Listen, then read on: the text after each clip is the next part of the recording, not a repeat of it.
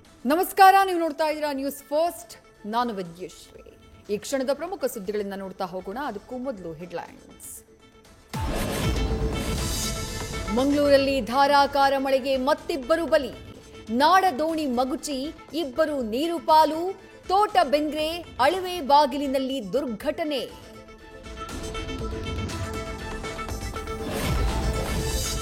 ಮೈಸೂರಲ್ಲಿ ಮಳೆ ಗಾಳಿಗಿಂತ ಹಾವುಗಳಿಂದ ರಕ್ಷಣೆಯೇ ದೊಡ್ಡ ಸವಾಲ್.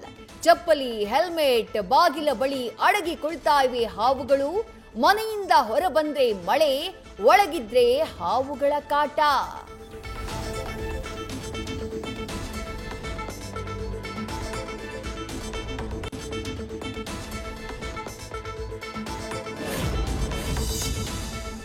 ಕ್ಷಮೆ ಕೇಳಲ್ಲ ಅಂತ ಮತ್ತೆ ಕಮಲ್ ಹಾಸನ್ ಉದ್ಧಟತನ. ಫ್ರೀಡಂ ಪಾರ್ಕ್ನಲ್ಲಿ ಕರವೇ ಕಾರ್ಯಕರ್ತರ ಪ್ರತಿಭಟನೆ. ಕಮಲ್ ಹಾಸನ್ ಗಡೀಪಾರು ಮಾಡುವಂತೆ ಆಗ್ರಹ.